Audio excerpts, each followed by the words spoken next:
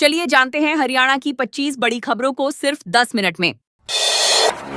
सोनीपत पहुंचे सीएम नायब सिंह। सैनी सोनीपत नगर निगम चुनाव के बीच सियासी माहौल गर्म हो गया है। मुख्यमंत्री नायब सिंह सैनी सोमवार को सोनीपत दौरे पर पहुंचे, जहां उनके 22 वार्डों में 20 कार्यक्रम तय किए गए। उन्होंने राय विधानसभा क्षेत्र से चाय पर चर्चा कार्यक्रम के जरिए चुनावी अभियान की शुरुआत की और जनता से सीधा संवाद किया। इस दौरान उन्होंने भाजपा के पक्ष में मतदान की अपील करते हुए कांग्रेस पर निशाना साधा। सीएम ने कहा कि भाजपा को जिताने से क्षेत्र में विकास कार्यों को गति मिलेगी और सरकारी योजनाओं का लाभ सीधे जनता तक पहुंचेगा, जिससे स्थानीय स्तर पर बुनियादी सुविधाएं मजबूत होंगी। हरियाणा में कांग्रेस नेता को थ्रेट कॉल। हरियाणा कांग्रेस नेता सचिन कुंडू को 5 करोड़ रुपए की रंगदारी मांगते हुए धमकी भरी कॉल मिली है। आरोपियों ने पैसे न देने पर पूरे परिवार को जान से मारने की धमकी दी है। बताया गया कि कॉल उस समय आई जब कुंडू एक कार्यक्रम में शामिल थे, जिसके बाद उन्हें वॉइस मैसेज भी भेजे गए। धमकी गैंगस्टर रोहित गोदारा के नाम पर दी गई है। कुंडू ने इस मामले में पुलिस में शिकायत दर्ज कराई है। पुलिस ने महेंद्र डेलाना नामक आरोपी के खिलाफ केस दर्ज कर जांच शुरू कर दी है और कॉल डिटेल्स के आधार पर आरोपियों की तलाश तेज कर दी गई है। राइटर मधु किश्वर की चंडीगढ़ कोर्ट में याचिका। प्रसिद्ध लेखिका मधु किश्वर ने चंडीगढ़ कोर्ट में याचिका दायर कर अपने खिलाफ दर्ज एफआईआर की कॉपी उपलब्ध कराने की मांग की है। चंडीगढ़ पुलिस उन्हें इन्वेस्टिगेशन ज्वाइन करने के लिए 2 नोटिस भेज चुकी है, लेकिन वे पेश नहीं हुई। इसके बजाय उन्होंने अदालत का दरवाजा खटखटाया। याचिका में उन्होंने कहा कि बिना एफआईआर की कॉपी दिए जांच में शामिल होने का दबाव बनाया जा रहा है, जो उचित नहीं है। कोर्ट ने इस मामले में पुलिस से जवाब तलब किया है। वहीं संबंधित मामले में वीडियो में दिख रहे अन्य लोग जांच में शामिल हो चुके हैं। क्रॉस वोटिंग के बाद एमएलए जरनैल की बढ़ी तवज्जो। राज्यसभा चुनाव में क्रॉस वोटिंग के बाद कांग्रेस से निलंबित विधायक जरनैल सिंह की राजनीतिक अहमियत बढ़ती नजर आ रही है। सोमवार को रतिया में आयोजित सरकारी कार्यक्रम में उन्हें मुख्य अतिथि के रूप में बुलाया गया, जो एक असामान्य कदम माना जा रहा है। इस कार्यक्रम में उन्होंने भाजपा नेताओं के साथ मिलकर 14 गौशालाओं को 3 करोड़ रुपए से अधिक की अनुदान राशि वितरित की। सूत्रों के अनुसार यह आमंत्रण मुख्यमंत्री के निर्देश पर दिया गया था। इससे संकेत मिल रहे हैं कि जरनैल सिंह को सत्ता पक्ष में अहम भूमिका दी जा सकती है। बहादुरगढ़ में सफाई कर्मचारियों की हड़ताल चौथे दिन भी जारी। बहादुरगढ़ में सफाई कर्मचारियों की हड़ताल चौथे दिन भी जारी है, जिससे शहर की सफाई व्यवस्था पूरी तरह चरमरा गई है। जगह जगह कूड़े के ढेर लग गए हैं और लोगों को बदबू व गंदगी से जूझना पड़ रहा है। नगर पालिका कर्मचारी संघ के बैनर तले कर्मचारी नगर परिषद कार्यालय के बाहर धरना देकर सरकार के खिलाफ नारेबाजी कर रहे हैं। उनका कहना है कि जब तक उनकी मांगे पूरी नहीं होती, हड़ताल जारी रहेगी। उन्होंने चेतावनी दी है कि यदि जल्द समाधान नहीं निकला तो आंदोलन को और तेज किया जाएगा।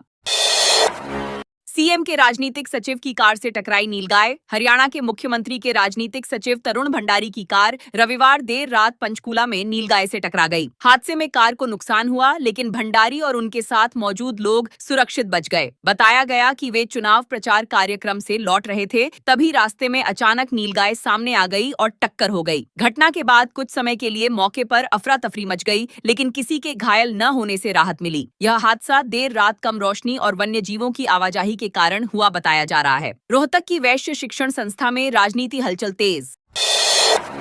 रोहतक की वैश्य शिक्षण संस्था में प्रधान और कोषाध्यक्ष की सदस्यता रद्द होने के बाद नई राजनीतिक हलचल शुरू हो गई है। गवर्निंग बॉडी के 19 सदस्य अब नए प्रधान के चयन की तैयारी में जुट गए हैं। इस बीच कई दावेदारों ने अपनी दावेदारी मजबूत करने के लिए लॉबिंग शुरू कर दी है। यह कार्रवाई संस्था के पदाधिकारियों के खिलाफ मिली शिकायतों के बाद की गई थी। अब संस्था में नेतृत्व परिवर्तन को लेकर चर्चाएं तेज हैं और आने वाले दिनों में नए प्रधान का चुनाव हो सकता है, जिससे संस्था की दिशा तय होगी।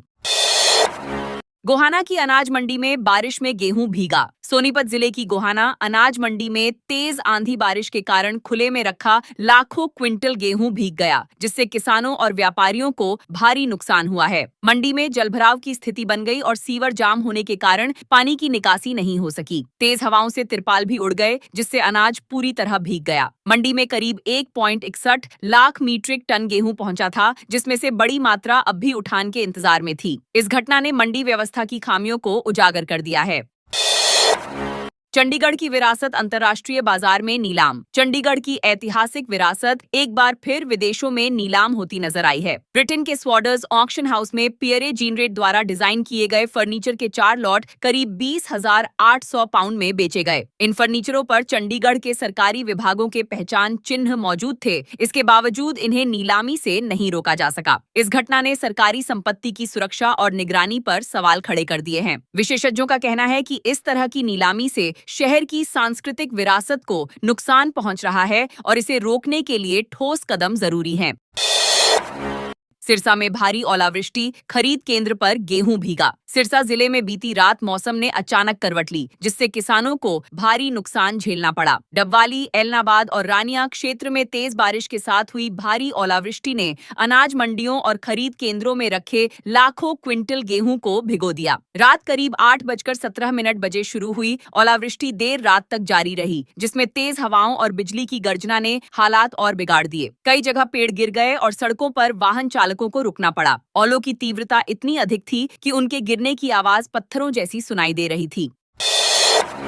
गुरुग्राम में विजन आरएक्स लैब के कर्मचारियों का हंगामा। गुरुग्राम के सेक्टर 34 स्थित विजन आरएक्स लैब कंपनी में कर्मचारियों ने अपनी मांगों को लेकर अनिश्चितकालीन हड़ताल शुरू कर दी है। सोमवार सुबह पहली शिफ्ट के साथ ही 500 से अधिक कर्मचारियों ने काम बंद कर कंपनी के मुख्य द्वार पर प्रदर्शन शुरू कर दिया। कर्मचारियों का आरोप है कि लंबे समय से काम करने के बावजूद उन्हें उचित वेतन और ग्रेड नहीं दिया जा रहा। उन्होंने मांग रखी कि 2 साल से अधिक सेवा देने वालों को सेमी स्किल्ड, 5 साल वालों को स्किल्ड और 10 साल से अधिक अनुभव वालों को हाई स्किल्ड ग्रेड दिया जाए। कर्मचारियों ने चेतावनी दी है कि मांगे पूरी न होने पर आंदोलन और तेज किया जाएगा। झज्जर में देर रात आए तूफान से जनजीवन प्रभावित। झज्जर जिले में रविवार देर रात आए तेज आंधी तूफान ने जनजीवन को पूरी तरह प्रभावित कर दिया। अचानक तेज हवाओं के कारण कई स्थानों पर बड़े पेड़ उखड़ गए और बिजली के खंभे गिरने से कई इलाकों में बिजली आपूर्ति ठप हो गई। करीब 8 घंटे तक बिजली गुल रहने से लोगों को भारी परेशानी का सामना करना पड़ा। गर्मी के बीच इन्वर्टर भी जवाब दे गए, जिससे लोग रात भर जागकर समय बिताने को मजबूर हुए। प्रशासन की टीमें नुकसान का आकलन कर रही हैं और बिजली आपूर्ति बहाल करने के प्रयास जारी हैं।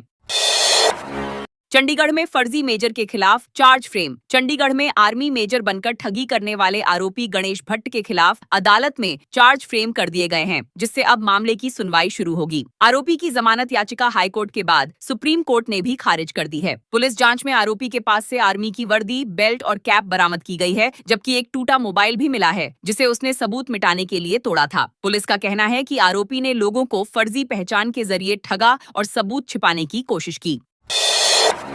फरीदाबाद नहर में 2 बच्चों संग पिता ने लगाई छलांग। फरीदाबाद के डीग फतेहपुर बिल्लोच क्षेत्र में एक पिता द्वारा अपने 2 बच्चों के साथ आगरा नहर में छलांग लगाने का मामला सामने आया है। घटना की सूचना मिलते ही पुलिस और बचाव दल मौके पर पहुंचे। व्यक्ति की पहचान भगवत दयाल 35 के रूप में हुई है, जो अपने बेटों सम्राट 8 और युग 5 के साथ कूदा था। राहत की बात यह रही कि 8 वर्षीय सम्राट करीब 5 किलोमीटर दूर जिंदा मिल गया। प्रारंभिक जांच में पारिवारिक विवाद को घटना का कारण माना जा रहा है। पुलिस अन्य दोनों की तलाश में जुटी है।